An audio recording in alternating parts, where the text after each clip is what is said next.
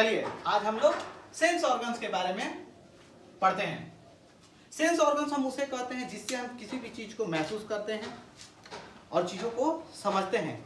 एक human body में कई तरह के ऑर्गन्स हैं जिसमें से सेंस ऑर्गन 5 हैं, मेनली 5 हैं, जिसमें आंख, जिसे आईज, नोज, ईयर, स्किन, टंग। आई मतलब आंख, जैसा कि हम लोग आगे भी पढ़ते हैं।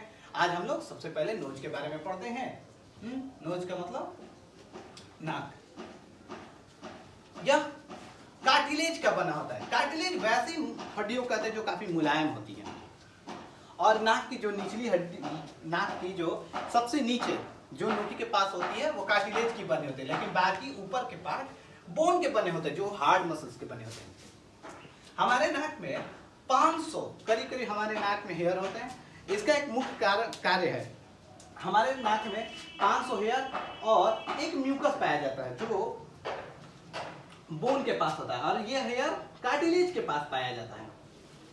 जब हम सांस लेते हैं तो धूल कण जो चले जाते हैं तो यह हमारे नोज हेयर उसे छांट देते हैं। इसके बावजूद भी बहुत ही बारीक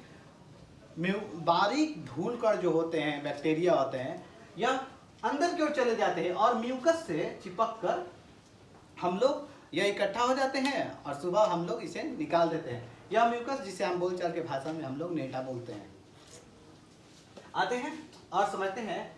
हमारे नाक का मेन काम है स्मेल को महसूस करना है। हम लोग 10,000 तरह के अलग अलग स्मेल को ऑर्डर कर सकते हैं, हम लोग महक सकते हैं।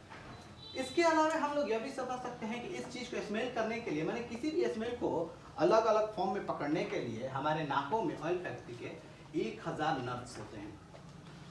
1 करोड़, 1000 नहीं, 1 करोड़ नर्व्स होते हैं। यह नर्व्स अलग अलग स्मेल में फर्क करते हैं और उसे समझते हैं और हमें अलग अलग स्मेल का ज्ञान देते हैं।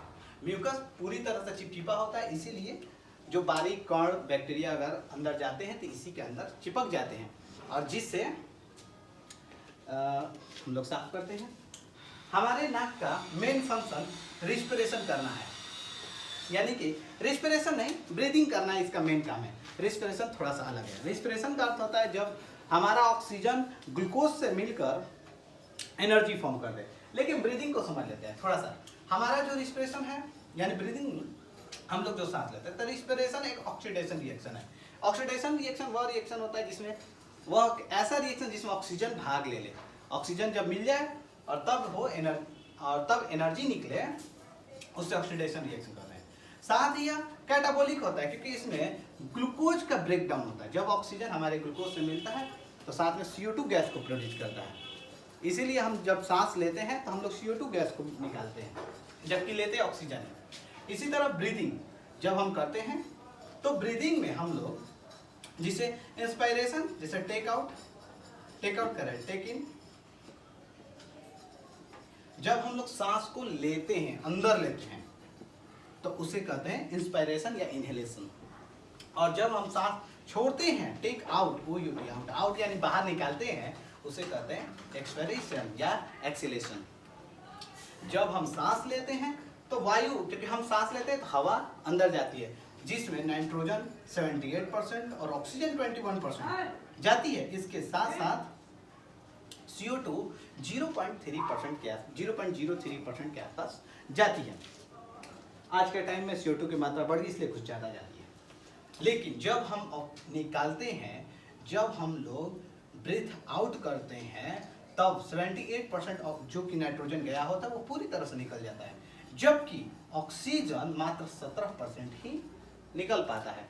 इसके अलावा जो 4% की बढ़ोतरी या घटोतरी आती है, हमारा ऑक्सीजन जो गया होता है ग्लूकोज से मिलकर, जैसा कि हमने कहा था कि एनर्जी फॉर्म करता है, साथ में CO2 गैस भी निकालता है, साथ में CO2 गैस को भी निकालता है। यही CO2 4% तक निकलती है जब हम भोजन खाते हैं, उससे हमें बॉडी ग्लूकोज मिलता है।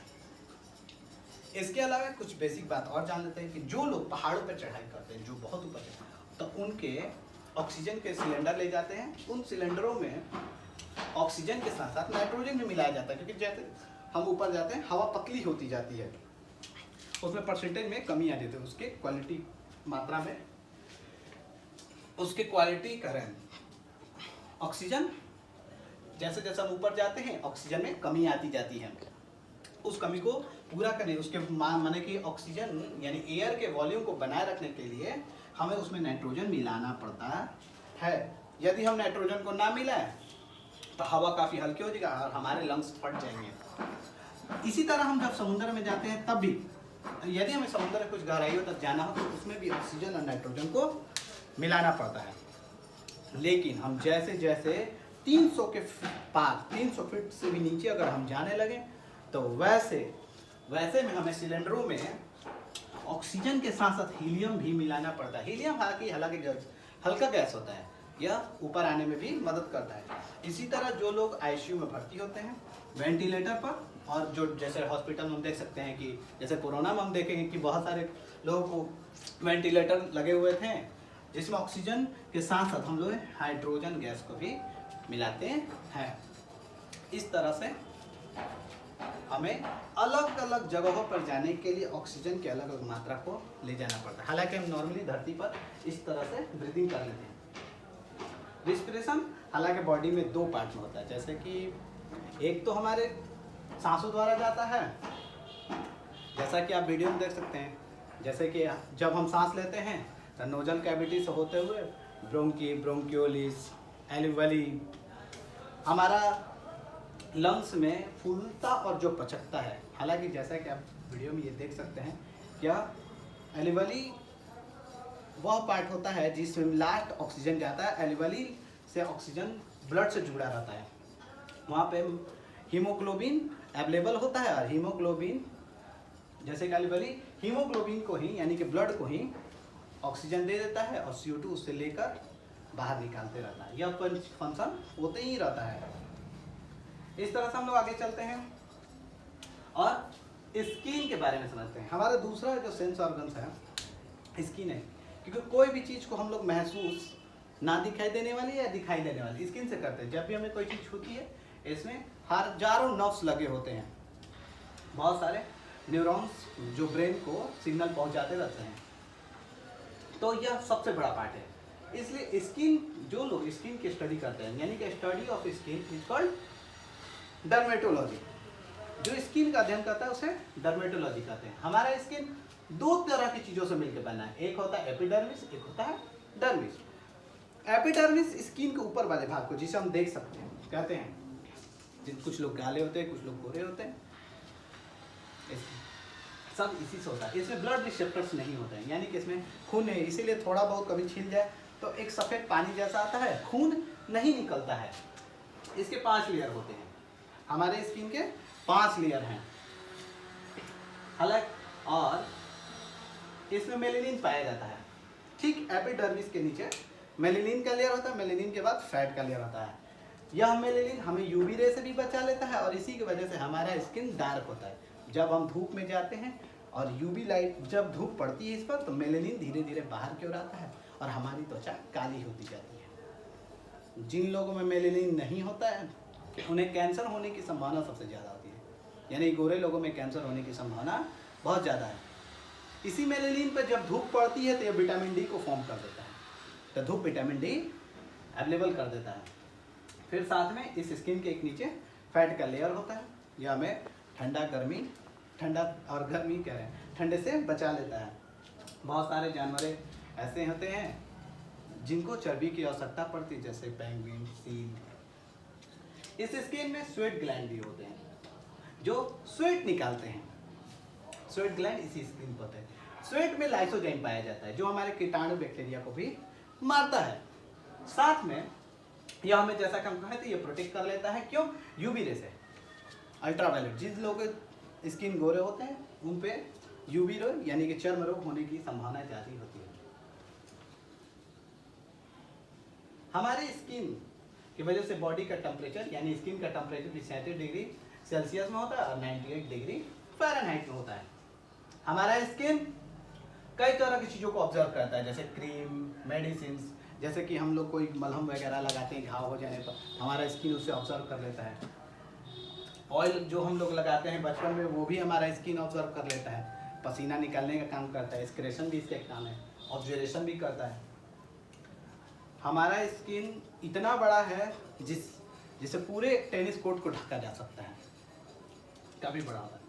कुछ जगहों पर हमारा स्किन 0.2 mm मोटा है, अब कई जगहों पर 2 mm तक मोटा होता है, 2 या 5 mm तक भी मोटा होता है। जैसे कि एड़ी, हथेली, एड़ी पर जो, जैसा कि आप वीडियो में देख सकते हैं, जो एड़ी की स्किन होती है काफ़ी मोटी होती है, इसीलिए हमें थोड़ा बहुत यहाँ दर्द नहीं होता है। बॉडी में कई शेप है, जैसे एल्बो के पास पतली स्किन है पर यहाँ दर्द महसूस नहीं होता है। और हमारे ओंठ की स्किन, गाल की स्किन, आँख के आईलिड की स्किन काफ़ी पतली होती है। ओंठ की स्किन बहुत पतली होने की वजह से ही यह लाल दिखता है, क्योंकि इसके अंदर के ब्लड रिसेप्टर्स दिखाई देते हैं। इसके अलावा हम समझते हैं कि डर्मिस, जो इस एपिडर्मिस के ठीक नीचे होता है, और ये कनेक्टिव टिश्यू, इसमें ब्लड पाया जाता है, इसी में कभी कभी कट जाता है तो खून भी आता है। इससे जो हमारे शरीर पर रोम और बाल दिखाई देते हैं, ये इसी से जुड़े होते हैं और यहीं से निकल के आते हैं। साथ में इसके 2 लेयर होते हैं, जिसको पैपिलरी और रेटिकुलर कहते हैं। इसके आगे हम लोग चलते हैं और समझते हैं टंग को। जीभ, जिसका सबसे मेन फंक्शन होता है टेस्ट करना, यह किसी भी चीज को टेस्ट करता है। स्वाद अच्छी हो सकती है, बुरी हो सकती है, कड़वी हो सकती है, मीठी हो सकती है, इन सभी चीज़ों का महसूस करना टंग काम है। और हमारे जीभ पर टेस्ट बर्ड 10,000 के आसपास है। कुछ जानवरों में 20,000, जैसे बिल्लियों में, जैसे शेरों में टेस्ट बर्ड ज़्यादा होते हैं। सांप जीभ से ही किसी भी चीज़ के स्वाद को दूर से ही परख लेता है और उसका अंदाजा लगा लेता है। साथ में हम यह वॉइस को भी कंट्रोल करता है, और यह पूरी तरह मांसपेशियों से बना होता है। यह बहुत जल्दी अपने आप को रिकवर कर लेता है। रिकवर का मतलब होता है कि अगर जीभ कट जाए या इसे चोट लग जाए तो हमारे बॉडी में 2 पार्ट हैं जो बहुत जल्दी रिकॉर्ड करते हैं। पहला एक होता है लीवर, दूसरा होता है जीभ। यह कनेक्टिव टिश्यू का बना होता है। साथ में हम लोग ये भी समझ सकते हैं जीभ का ऊपरी पार्ट, जैसा कि हम वीडियो में देख सकते हैं, ये टेस्ट बर्ड है, और जीभ का ऊपरी पार्ट बिटर स्वाद को महसूस करता है, और साइड वाला पार्ट खट्टे को, उसके नीचे वाला पार्ट सॉल्टी को, और सबसे नीचे वाला पार्ट स्वीट को महसूस करता है, यानी मीठा नीचे वाले पार्ट। अगर हम लोग चीनी को बीच वाले लास्ट वाले पार्ट पर रखते हैं तो वह मीठा और तीखा लगेगा नहीं। जिस पार्ट पे है उसी पार्ट पर। अगर हम नमकीन को यहाँ छोड़कर पीछे रख दें तो हमें वो महसूस होगा ही नहीं। इस तरह से हम लोग अलग अलग पार्ट को महसूस करते हैं। दूसरी बात, इसके आगे हम लोग समझते हैं कान, जो हमारा तीसरा सबसे सेंस ऑर्गन है। और हमारे कान में साउंड, जब साउंड हम कोई भी सुनते हैं तो हमारे कान पे सिर्फ 0.1 सेकंड के लिए ही रुकता है, इसके बाद यह साउंड बदल जाता है। कान के बाहरी पार्ट को पिनल कहते हैं। इसमें 6 पार्ट होते हैं, ऊपर का पार्ट, नीचे का पार्ट। इसमें अलग अलग साउंड को ऑब्जर्व करते हैं, कुछ साउंड का पता लगाते हैं किस साइड से आता है, कुछ प्रोटेक्शन का काम करते हैं। कान भी कार्टिलेज का बना होता है, जैसा कि नाक का निचला पार्ट कार्टिलेज का बना था, कान भी कार्टिलेज जैसा कि हमने बताया, यह साउंड को बैलेंस कर लेता है।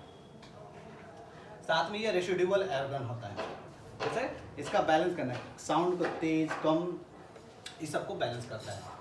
कान के 2 पार्ट हेलिक्स और लेबुला होता है। लेबुला कुछ और नहीं, जिस पार्ट में हम लोग बाली को पहनते हैं ना, बाली, झुमका, चाहे जिसमें हम लोग छिदवा लेते हैं, उसे लेबुला कहते हैं। इस तरह से कान के एक बार फंक्शन को समझ लेते हैं, बहुत ईजी है। कान, जैसा कि हम लोग देख सकते हैं, शुरू में कैनल की तरह होता है, गुफे की तरह।